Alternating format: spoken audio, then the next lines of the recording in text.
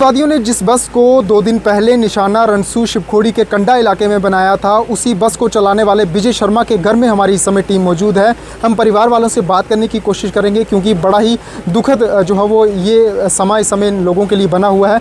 मेरे साथ भाई मौजूद हैं, उनके चाचा जी मौजूद हैं और विजय शर्मा का ये नन्हा बच्चा जो गोद में उठाया हुआ है उनके ही भाई द्वारा, उनसे भी हम बातचीत करने की पूरी कोशिश करेंगे। आपका नाम जानने की कोशिश करेंगे और ये बताएं कि आपकी बात अपने भाई से कब हुई थी लास्ट बार?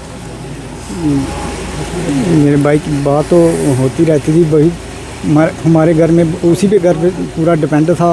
वही काम करने वाला ड्राइवरी करता। बाकी 2 भाई वो भी मजदूरी करते हैं। हम उस पर ये ज़्यादा था। उसके ये छोटे छोटे बच्चे हैं और जैसे उन्होंने मिलिटेंटों को मार दिया, अब इनका क्या होगा। जिस सरकार की तरफ से ये है कि इनके बारे में भी थोड़ा जब 18 साल तक सोचा जाए और इनकी घरवाली को नौकरी दी जाए। नौकरी दी जाए। कितने बच्चे थे विजय शर्मा? 2 बच्चे थे, एक 1.5 साल का है, एक जे है 6 साल का जे है, अभी सेकंड में पढ़ रहा है। इनका क्या होगा आगे।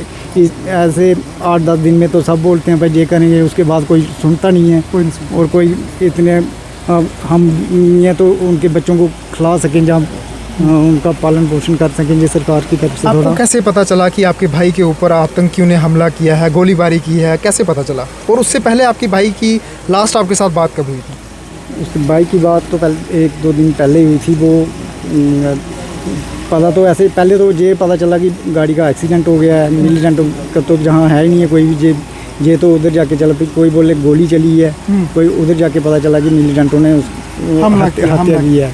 और बातचीत करने के लिए मेरे साथ उनके चाचा जी मौजूद हैं, विजय शर्मा के चाचा मौजूद हैं। आप अपना नाम बताएं और मुझे पूरा घटनाक्रम बताएं, आपको कैसे पता चला। और अभी यात्रियों से आपकी बात हुई थी, जो यात्री चश्मदीश उस बस में मौजूद थे, उन्होंने क्या वाक़या आपको बताया?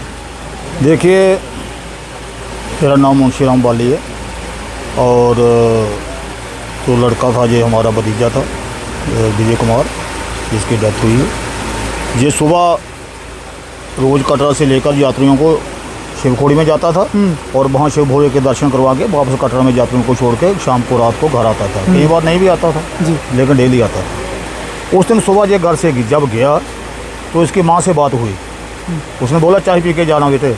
बोलने लगा मैं चाय पीता नहीं हूँ, बहुत कम पीता था। ऐसे भी बोलने लगा मैं रास्ते में पी लूँगा, कोई बात नहीं, मैं लेट हो रहा हूँ। तो घर से चला गया। जब वहाँ पर गोलियाँ चली, एक्सीडेंट हुआ, तो बस का नंबर लोगों ने बताया कि इस बस के नंबर भाई का एक्सीडेंट हुआ, मिलिटेंटों ने वहाँ पर हमला किया है। तो बस वो ही चलाता था। ये तो हमें भी पता चला कि वो बस चलाता है विजय कुमार भी, ऐसा नहीं हो तो वही बस वाला हो, तो उसी पर हमला हुआ है। तो सारे जो गाँव के लोग थे वो निकल कर हम रियासी चले गए, कुछ लोग वहाँ पर चले गए और जो लाशें थी वहाँ पर निकाल करके तरियार से पुलिस आई थी। वो लाशें 2 लाशें विजय कुमार, एक लाश विजय कुमार की, एक जो हमारा ही विजय कुमार की बूजी का लड़का, हमारी बहन का लड़का, वो कंडियारा का रहने वाला जो कंडक्टर था बस के साथ, एक वो था और 2 बंदे और थे, एक लेडीज़ थी। 4 लाशें जो थी वो 63 में उन्होंने पुलिस वालों ने वहाँ पर डाली हुई थी, अंदर कमरे के अंदर जहाँ डाली थी। ना ऊपर कोई पर्दा था, ना कुछ भी रखा हुआ था, ना पट्टी की थी, ऐसे ही खून बह रहा था। लाशें वहाँ पर पड़ी हुई थी और वहाँ से लाशें हमने जब लाई, लाशें लाने में डिप्टी कमिश्नर रियासी ने हमारी बहुत हेल्प की, बहुत मदद की। हम उनका बहुत बहुत शुक्रिया करते हैं कि उन्होंने जा करके फ़ोन खड़का करके वो लाशें 12:30 बजे हम लेकर के 1 बजे के बीच रियासी अस्पताल में ये पूरा मुद्दा बताएं। आपकी जब जो श्रद्धालु बचे हुए थे, जो घायल थे अस्पताल में, आपकी उनसे बात हुई तो उन्होंने कैसे बताया आपको कि हमारी जान जो हो विजय शर्मा नहीं बचा? देखिए, यात्रु जो हॉस्पिटल में थे, हमारी उनसे बात हुई, कुछ बिहार के लोग थे। उन्होंने बताया कि पुलिस की वर्दी में कोई आदमी आया आगे बस के और उसको बोलने लगा भी बस को रोक भाई और सवारियाँ जो बस में हैं इनको नीचे उतार। तो उसने नहीं माना, उसने बस को रोका भी नहीं और माना भी नहीं। बस को चलाता रहा तो सीधी गोली उसने उसकी टांग को मार दी।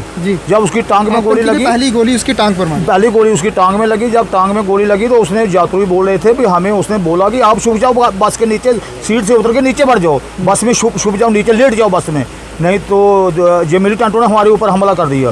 तो सारी सवारियां जो थी वो नीचे बस के नीचे में बढ़ गई।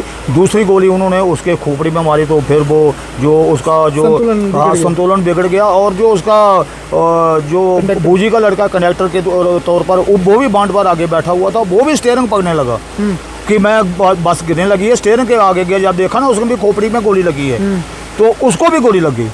तो जब दोनों को गोली लगी तो बस का संतुलन जो था वो बिगड़ गया और बस नीचे खाई में गिर गई। और मैं कहता हूं कि जो लोग बचे हैं जो 30-32 लोग बचे हैं ये विजय कुमार की बहादुरी के कारण बचे हैं। नहीं तो अगर वो बस को रोक देता और वो बस को आदमी को नीचे उतारते तो फिर तो सभी को शूट कर देते, कोई भी नहीं बचता। बड़ा आतंक बहुत बड़ा हादसा हो जाता। इसलिए हमारी सरकार से यही हम प्रार्थना करते हैं, बेनती करते हैं कि उसकी जो फैमिली है, उसके जो बच्चे हैं, छोटे छोटे 2 बच्चे हैं, एक 1.5 साल का है, एक 6 साल का है, तो उन बच्चों के भविष्य के लिए कम से कम भी करोड़ रुपया उनके खाते में पड़ना चाहिए। और जो उसकी फैमिली है वो उसको कम से कम गवर्नमेंट जो है उसको परमानेंट नौकरी मिलनी चाहिए। ये हमारी गवर्नमेंट से इस समय रिलीफ की बात भी की जा रही है परिवारजनों की तरफ से, और ये साफ तौर पर कहीं ना कहीं अब दिखता है कि आतंकियों ने घात लगा कर के पूरी बस के ऊपर जो है वो हमला किया था और सभी यात्रियों को मारने की उन आतंकियों की मंशा जो थी वो बनी हुई थी। लेकिन विजय कुमार के बहादुरी के चलते जो है वो 30 से 31 यात्रियों की जान जो है वो अभी भी बची हुई है। और ये परिवार के लोग कहते हैं कि उनके बच्चों के लिए और उसकी जो धर्म पत्नी है उनके लिए कहीं ना कहीं एक नौकरी का जो है वो प्रावधान सरकार निकाले। न्यूज़ 18 नेटवर्क के लिए करणदीप सिंह, रियासी।